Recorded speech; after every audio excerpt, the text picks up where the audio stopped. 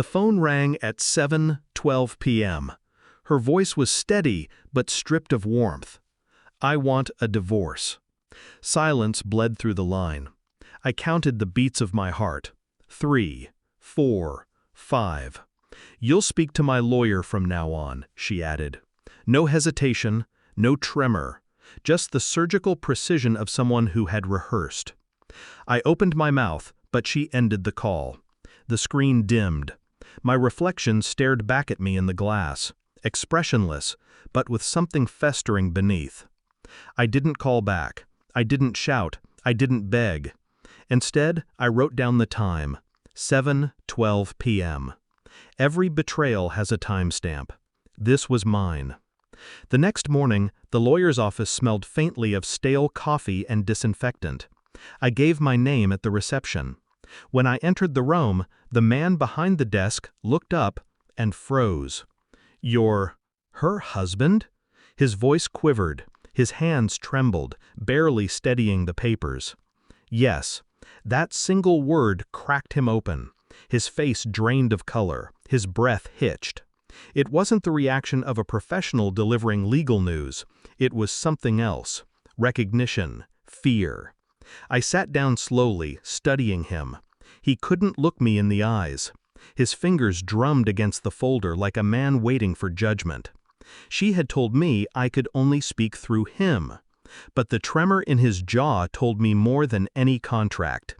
The betrayal was deeper than divorce, and he was part of it. I left without raising suspicion, calm, detached. But inside, I cataloged everything. The hesitation in his tone, the way he swallowed her name too carefully. At home, I traced her routines with surgical patience. Phone bills, bank transfers, calendar notes hidden in plain sight. Every detail became a thread. I pulled carefully, quietly, until the seams began to loosen. Nights, I lay awake beside the cold imprint she left on the bed. Her perfume lingered in the sheets. I inhaled it like poison, fueling myself. The evidence stacked itself with cruel precision. Calls made at midnight, hotel receipts coded under consultations. But I needed proof, not suspicion. I moved like a shadow, careful not to disturb her fragile lie. A DNA test slipped quietly into the envelope with our child's hair. A private investigator's report slid across my desk 3 days later. Each discovery hollowed me out, yet sharpened me. It wasn't just infidelity, it was strategy.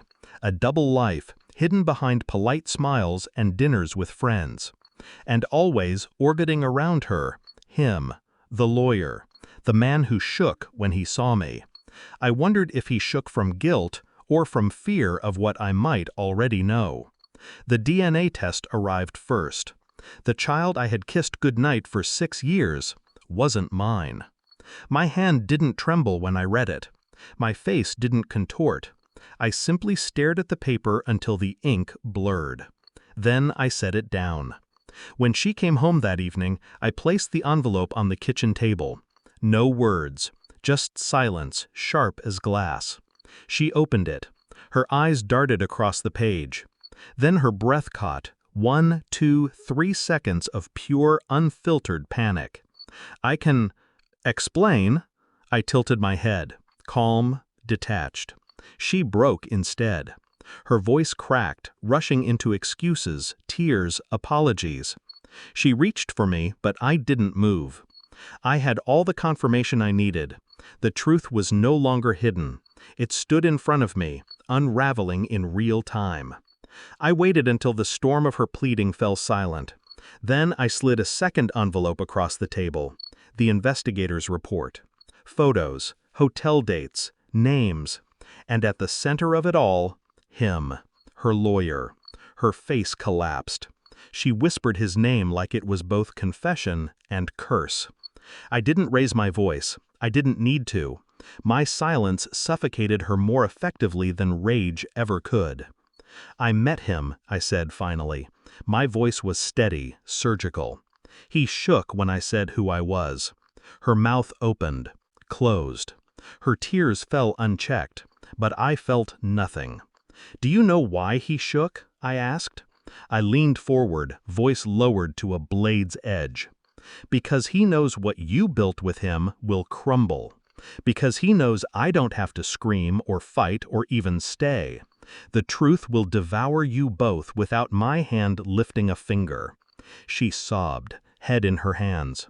I stood, collected my coat, left the papers scattered like ash across the table. I didn't sleep that night, but for the first time in weeks, I wasn't restless. I had no interest in vengeance beyond the truth. The truth itself was the blade, and it cut deeper than anything I could design. She would live with it. He would live with it. And the child, her secret weapon, her shield, was no longer mine to protect. There was a strange peace in that. I was no longer the man she betrayed, no longer the husband she abandoned. I was something colder, something free. When I closed the door behind me the next morning, I didn't look back, because the past had already collapsed into ruins, and ruins do not deserve a second glance.